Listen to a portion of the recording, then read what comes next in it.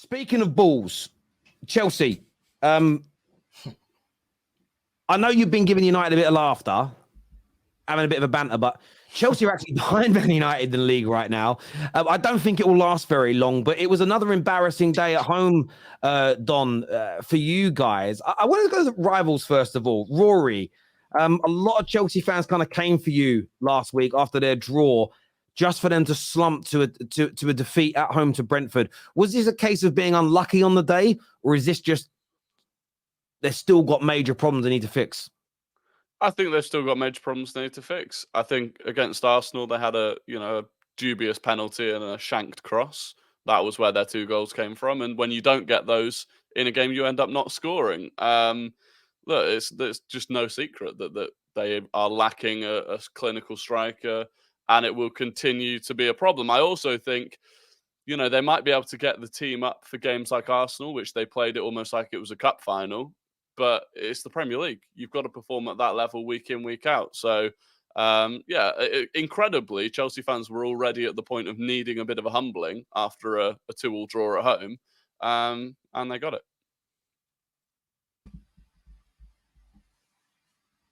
Done. You defend your team. You said rivals, bro. So I'm letting you.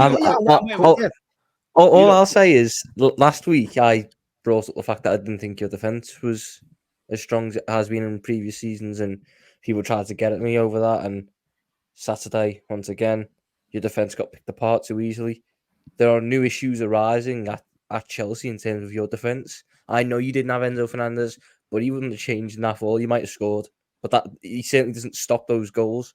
I look at that first goal. The second goal is your keepers come up, counter-attack, that's fine. But the first one, Ethan Pinnock is Brentford's centre-back, and he has made an unmarked run from centre-back to the edge of your 6-yard box and scored. How is that even allowed to happen for Chelsea? That back post has been a problem, by the way, Tom, this season. It's been so annoying, that back post, bro. It's been a shambles this season. Tom's so shocked he's frozen. It's absolutely stunned. What's going on there? He's still thinking about it. Hang on, he's just done an impression of your defenders for that Pinnock goal, to be fair. Just frozen. Literally. The thing with Chelsea is that they're a work in progress. Like they will be a genuine threat. Maybe not next season, but the season after that and the season after that. We can all laugh now, but I've said before, there is too much quality in that team for it to fail long term. However, as of right now, they are a very young side, but it's not. I don't even think it's the youth, because Arsenal are also a very young side, but Arsenal are a very mature side, sort of like mature beyond their years in a way, and this Chelsea side are very inexperienced in terms of like not having played with each other for that long of a period. So there are going to be these teething problems. But if I was a Chelsea fan, look, it's obviously not great to lose against Brentford at home, but I still do think there has been some sort of improvement. People can point to, it's only Burnley, it's only Fulham, whoever. But I think that we are now seeing, in large thanks to Cole Palmer being brilliant, that there is light at the end of the tunnel for Chelsea. And if you are a Chelsea fan, you've got to be thinking, well, this is like a sign of things to come. Which, again, just like maybe, as Rory said, maybe a clinical striker if Jackson doesn't come out, maybe like another player here or there sort of thing. So, yeah, Chelsea this season, I'd be surprised if they got like, top 6 or whatever. But again, next year, the season after, that's when they will be coming. And it's almost like, I get the feeling it's sort of like an inevitable thing with like the fact that owner is very willing to back the manager in terms of like the transfers. So I say we can laugh now, and that's great, that's lovely. But Chelsea are coming, I fear, in sort of like 2 or 3 years. Spot on. Listen, go on, Staffy, go on, bro. Yeah, I was just gonna say, Don, I'm starting to question POCH, and like when you guys hired him in the summer, I was one of the few that comes on here on the top 6, and I kind of supported the idea of hiring him over the other candidates. I stated my reasons so many times, but the more I'm listening to Chelsea fans, obviously I watch the games, but the more I watch games and listen to Chelsea fans, I'm now starting to have my own doubts and my questions, because if we talk about last game just in isolation, just last game, Disasi in the right back when you have 2 right backs on the bench. Earlier in the season, it was Colwell in left back when you had Chilwell available, but he's playing left wing. Mm-hmm. Those are just 2 examples. I'm not even going to talk about the quality of some of the players being good enough or not good enough. That's not the point. I'm hearing Sterling playing on the left wing when he should be playing on the right because he's been better on the right, or is it the other way around? He can play either, to be fair. But where has he been at his best? Because I heard a lot of Chelsea fans question why he got switched. He played on the left last game, if I'm correct. Yeah. Start of the season, he was smashing it on the right, wasn't he? On the He was right, best exactly. player. He has had a good performance on the left as well against Burnley. He played very well there. But that's what I'm saying. This is another question being raised. Same as when Enzo was playing as the 10, and even you yourself were saying, you know what, he shouldn't be in the 10. That's not his best ability. But then you also had eventually, you guys were saying Cole Palmer should be playing in the 10. Then he starts playing in the 10. I just feel like there's too many occurrences by the manager and his decision. That's just the personnel, by the way. I remember the beginning of the season where he was being a little bit more defensive, playing with 3 center backs when you guys were playing with four in the back during the preseason.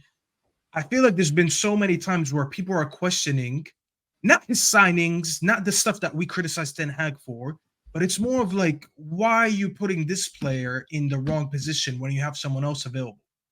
And that's something that is starting to, I wouldn't say worry me because I don't care. I'm not a Chelsea fan, so it doesn't really worry me like that. But these are the questions that I'm starting to raise and looking at. And I'm like, okay, is he doing the wrong thing? Because clearly he has enough players in this team. He's been back. Yes, I understand there's some injuries. When they come back, I understand. Nkunku comes back and all that. I get it. Badiashile, I get all that. That's not the part I'm talking about. But it's simple questions as why is Disasi as a right back? When I heard Disasi played in right back, by the way, I was so confused. That's like us putting Maguire in right back. Bro, it's just so weird. It's like playing a magnet. It's like playing a magnet at right back, bro. No That's overlapping what I'm saying. whatsoever. It made no sense. Not just the overlap. I just associate Disasi with good reading of the game, but no pace. That's the same. That's what I'm looking at. I mean, it reminds me a lot of Maguire. If we ever put Maguire on in the right back spot, everyone would be confused because we'd be like, listen, as much as we don't rate him, we know what he's meant to be good at, and playing as a right back is not it. Especially when you have Reece James and Gusto sitting on the bench. And granted, let's say Reece James is coming back from injury. I get all that. Why are you not going with the other guy who's played magnificently against Arsenal, bar that one mistake where he fell asleep on the far post? Why are you taking him out of the line and you're playing a center back there? Because that's the same thing you were doing when you were putting Colwell in left back. And everyone was like, no, Colwell has been amazing in the left center back position with Brighton last season. That's where he played in preseason. Put him back there. Why does he keep doing these little mistakes that eventually cost you the 3 points? And then he fixes it the next game, but then he does something else wrong. Like he always does something and then undoes something else. And I feel like that's been the theme of the first 10 games. Facts. Listen, before I cook Poch, listen, no excuses whatsoever. There's no excuses. Like I said, I wasn't a fan of that lineup. Staffy, you're right. The balance at the back wasn't great. You know, Disasi coming in at right back, the only explanation I gave you lot is the height thing. But again, why have you got a handbrake up? Don't worry about the opposition too much, especially Brentford. Do you know what I mean? Let them worry about us and how we can attack them. Do you know what I'm saying? So I wasn't happy with the balance at the back, but I did say the attack was more than enough to win this game. You know, we created enough chances. This game alone, Cole Palmer created 4 chances this game. Do you know what I'm saying? Sterling, he's an experienced player. He wasn't burying them. Cucurella, again, he couldn't bury his chance. Do you know what I'm saying? Jackson, he was poor this game, but again, he's another raw player. You know what I mean? Even when we brought him in, I said we still need to bring in another striker to help someone like a Jackson to develop and get better. And then in the second half, as always this season, we go down, we can see the goal, like Tom's mentioned there, and then we just can't unlock teams because by then teams shot off shot, and then we just can't beat that low block. Do you know what I mean? And then the same thing happens again the following week if we concede first. So this is the problem that we've got right now. The players aren't taking responsibility, and this is exactly why when Terry was asking me, do you think Chelsea have turned the corner? I said the sample size isn't large enough. I said I need to see more to actually say if Chelsea have turned the corner. I'm taking it game by game is literally what I said. But I went in the game confident that would beat Brentford because in that first half, Liverpool get those chances. They're burying them. Arsenal get those chances. They're burying them. Do you know what I'm saying? Hoyland gets those chances. Even he's burying them because you lot aren't feeding Hoyland right now. That's the problem with Man United. Do you know what I'm saying? So I've got to blame the players there for not taking responsibility in front of goal. But going back to Poch, man, like, again, he's taken 5 steps back, man. He does things correctly for one game, then he goes back to being reserved, you know, playing 3 centre-backs, messing up the balance of the team. If you watch the game, Palmer was telling Disasi so many times, bro, go forward, like, break that line. And Disasi was just not trying to break the line because he's a centre-back. He's not trying to go forward. Do you know what I mean? You had 2 right-backs, like you've said, Staffy, already. Pretty much, I would have said the exact same thing about the right-backs. You've covered it. Why are you still playing people out of position? Do Do you know what I mean? Why are you going with Conor Gallagher in a pivot against a low block? Gallagher doesn't work in a pivot, and he never will. Do you know what I'm saying? So these are little decisions in game management, the lineups. They're just not banging right now. And the annoying part is, as much as we've got injuries to Lavia, to Nkuku, to players like that, we've still got more than enough. This is why I haven't come on here once and complained about the injuries, because we've still got more than enough. Do you know what I'm saying? So Poch needs to fix up, man. His in-game management has been quite poor. His lineups have been quite poor. But again, I'm not running away from the fact that we're creating chances. And now they're clearer cut chances, which I've been begging for. These players need to start burying them. Do you know what I mean? So, by the way, listen, Don, that last minute goal also. I mean, listen, I know the game was already lost there. Don't get me wrong. But when you start to get fed up with a manager, you start remembering the moments that you were embarrassed the most. You see how I'm sitting here? I'm talking about Ten Hag. I did this on a space earlier. I'm like, bro, I had to hold 7 to Liverpool last season, 6 to City, and I start listing all the embarrassments that I felt because of Ten Hag, because I'm at a point where I'm fed up with him. This one was very embarrassing. It's not quite as losing to your rival, don't get me wrong, but when you see how you guys can see the last minute goal, your goal is empty, and Sanchez just falling and tumbling on himself like that, falling over her face. It's just so embarrassing that you reach that point in the game against Brentford in the league. That's not a cup final. That's not a Champions League final. It's not a game that you need to win or it's over for you. This is just a regular game in the league in week 10, and you guys suffered that embarrassment at home. I think that's eventually going to look at these. Actually, Don, sorry, I was going to get on that. I get what you said, Don. I think the way you played football, your approach play was fine. Not finishing chances, putting people in the wrong positions, but you still had enough to beat them. Even with the Sarsi at right back, you still, all those things that Poch kind of got wrong, you still should have won. I think where the frustration should come in and the embarrassment should come in is it comes off the back of a very good performance against Arsenal. And whenever you're in those growth periods that you are now and you get one of those really good results, winning that next game is so key. And I think it's why Arsenal fans were so disappointed to draw against you, because they're just beating City. Yeah. And if they'd gone and beaten you, it's a different feeling, a different emotion you grow from. And I think that would, if I was a Chelsea fan, that would be the bit that would be grinding my gears the most. Is we just had a really good performance against Arsenal. What you need to do is come out and play like that again, score some goals and say, look, we're on our way back up. But instead you've damaged that confidence of that group, that very young and sometimes vulnerable group again. Exactly. And this goes back to my point. Again, I'm not blaming the loss due to playing people out of position. I'm not saying that, Terry. You're right in what you're saying. Yeah, we had enough chances to bury this game. But all I'm saying is, if you're putting out a balanced team, you will play better, bro. Like Madueke, he had a poor game, but he was literally being doubled up on, and Disasi wasn't helping him, bro. If you had a Gusto behind him there, or even a Reece James helping him, he could have gone into the half spaces. Reece James drags the player out. Now it's a one-on-one situation. Do you know what I mean? These are little things that will help these young players. This is why I want to see a balanced lineup. I just want to see 2 centre-backs.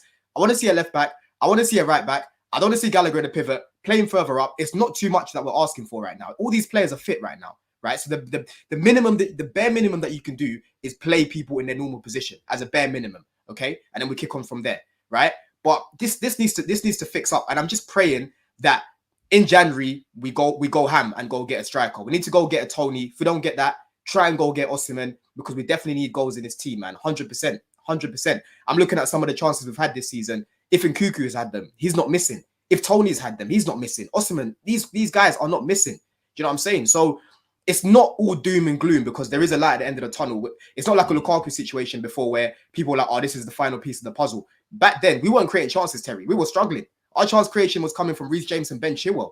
But now it's coming from the wingers, it's coming from the midfield. So we are creating chances. We just need to bury these chances. Do you know what I'm saying? So we just have to pray that in January we go and get a striker, man. We need someone. We need Tony more than Arsenal. I'll be real with you, because they're scoring goals regardless. We don't score goals. We don't score goals. So we need to go out of there and be aggressive, man. 100%. This is I started to think Todd has a big say in who plays where. I've seen it with Potter. It's not all Poch. Todd is way too involved. Do Chelsea fans think that, like, that Todd Bowley's picking the team? Of course he's not. That's just silly. Isn't this the same man who told Thomas Tuchel he'd play a 4-4-3? Todd Bowley's not involved in any footballing activities or anything like that. He's just more on the money side of things. It's Poch. Poch making his decisions. You can tell it's Poch making the decision because it's what we used to see him do sometimes at Tottenham. I just think he's trying to overcompensate in certain areas Facts. for weird reasons. Like I get why he played Disasi, because he wanted someone to deal with Mbeumo. So you'd have Mbeumo running the channel, and you'd have a centre back and a right back there to deal with him. But guess what, Tom? that You killed conceded off- a goal. that- You that conceded ended a up goal. inviting more pressure that side. You conceded a goal at the back post when you wanted a little bit of height in the team. So what's the point of that then? It's not like we're winning these games with playing people out of position. What's the point? What's the point of adding more height and then you concede from a That's the goal like point. that? I think Chelsea fans should be more up in arms about the state of that first goal. I've never seen it before where a centre-back's allowed to make an unmarked run from their own half to the opposition 6-yard box and head it in at the back post. That is an embarrassment in itself. The fact no one's picked them up, the fact no one's called them out, at no point is anyone sort of tried to, put an arm on him to stop him or delay him or call something else. Pinnock has ran from his own half to the back post and nodded it in. And But that that's what you way, say- even the best chance It nearly happened. It nearly happened shortly before as well. That's the crazy part.